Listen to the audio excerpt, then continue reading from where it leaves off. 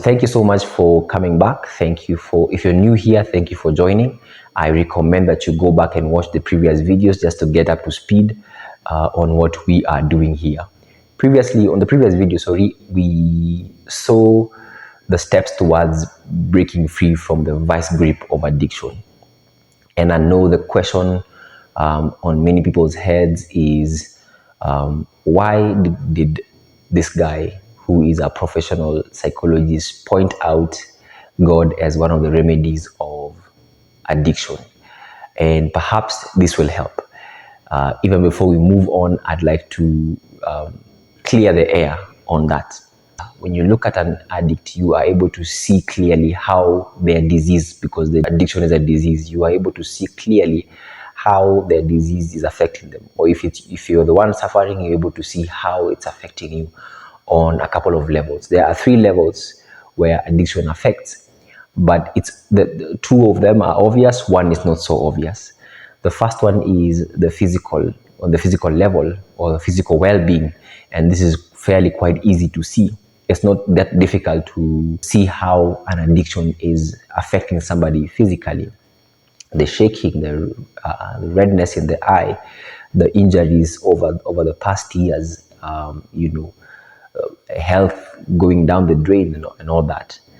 On another level, is the mental level, or the emotional level, where it's not so easy to see, but again, it's not that hard to see, where you have people picking up mental illnesses, mental conditions like anxiety, people picking up depression, people picking up paranoia over their years of use, mood disorders like bipolar.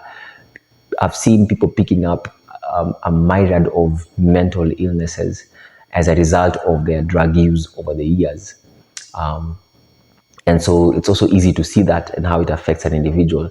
But on this 3rd level, which is the spiritual level, it's not so easy to see. It is quite subtle sometimes. And when I talk about the spiritual well-being or the spiritual level, I'm not trying to be spooky in the sense of curses or hexes or demon possession. No, I'm speaking simply of the principles that make us human, the principles that make us different from the rest of the species.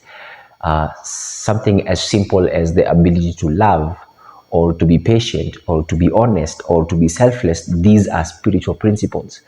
And when you look at an addict's life, come to think of it, it's not that hard to see that they are missing these things. It is an addict who will be utterly selfish with their time, their money, with their loved ones. They will be utterly selfish when you look at what they put their families through, or what even they put themselves through and their kids through. When you look at an addict, you would see a liar, because in order for them to, hide their drinking, or to hide some of the painful things they have gone through while they were using, they pick up the principle of lying. And so these are things that an addict carries, and you cannot classify them as either physical illnesses or mental illnesses. These are purely spiritual illnesses. And I've seen that when somebody comes to rehab, for example, and they are, going for treatment for their addiction, usually it doesn't take long for their physical, well-being to pick up. Usually 2 weeks into the program, and somebody's already showing good signs of physical well-being.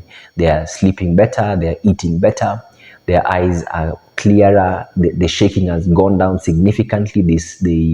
They look to be doing well physically. Mentally as well, because of the serene environment, like-minded people around them, where they can share their own stories and not feel alone. They feel a part of something. They become at peace. Anxiety eases, depression also eases, and sometimes even with medications, where the cases are severe, they're able to be prescribed to medications by psychiatrists, where they take the medications, and their mental state improves significantly. So I've seen that people do well when it comes to those 3 levels. And also with counseling and psychotherapy, it's easy for them to work through their mental illnesses. However, when this other area is neglected, the spiritual area is neglected, then it becomes very difficult to recover.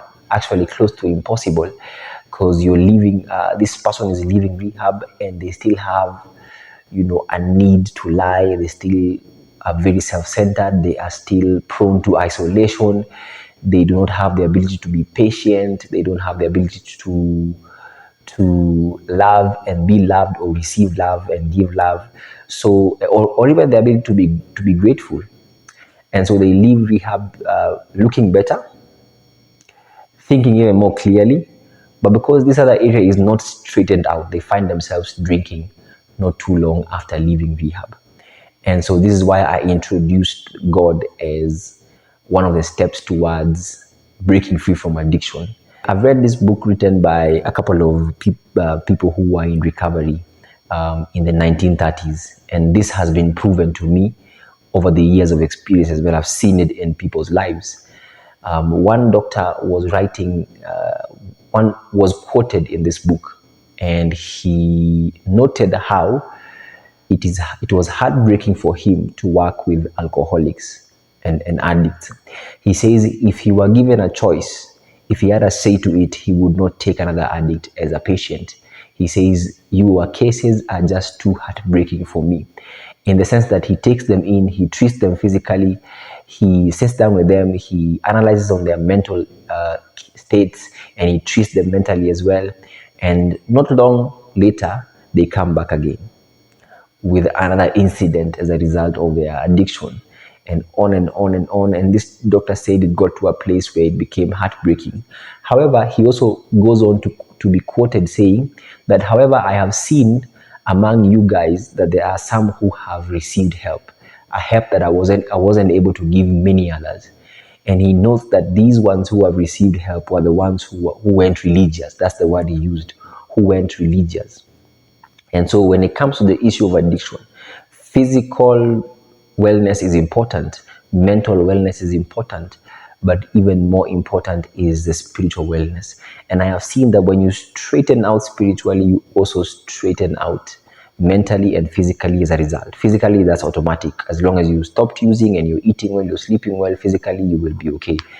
So when you straighten out spiritually, when you are able to be honest, when you're able to let go of selfishness and self-centeredness, when you're able to be more patient, when you're able to love and be loved, when you're able to be part of a group and not isolate, that is straightening out spiritually. These other things also straighten out as a result. You can focus on the physical, you can focus on the mental, but I have seen over the years that it does not help. On one of the places where I have worked, there was this implant that was introduced where somebody who was coming for treatment would stay there for 90 days, which is standard time for any rehab facility, especially in Kenya, for 90 days. And towards the end of his or her 90 days, an implant would be inserted somewhere in their belly, just under their skin, around their belly area. And this implant was supposed to repulse them from their drug of choice. So this is a physical intervention for addiction. I saw by testimonies of people who had those implants that not long after being given the implant do they go back to using again. The implant is supposed to give the individual an unpleasant reaction experience when they drink. So if a man or woman has the implant and they drink, they have an awful experience. But one man told me that when he was given the implant, when he left rehab, he says, on the first few drinks, I puked nearly my entire guts out. He says, I had such an unpleasant experience on my first few drinks. But he says on the third drink and the next one subsequent after that, it got easier. And even with the implant, he says he kept on using without the negative feelings that he had. His body got used to it. And so over the years, I've come to the conclusion that the answer is not in the physical, it is not in the mental. These are important and they are worked on as well, but the answer is in the spiritual, and this is where we're working on. Now, the next step, the reason why I focused on that is because the following steps towards breaking free from addiction will be focused on working on our spirituality. So if you haven't watched the previous video, I highly recommend you watch it, even if it's just the previous one. The link will be in the description area below. Please like this video, share it, and if you go over to the YouTube channel, you can be able to subscribe as well. My aim is to be able to reach as many people as possible, as soon as possible. Again, if you haven't started using, I would highly recommend that you do not start. And if you have, I highly recommend that you stop while you still can. And if you have gone far ahead, I highly recommend that you stick around while we analyze more about breaking free from addiction. Have a good day or a good night, whatever time you're watching this from, and God bless you indeed.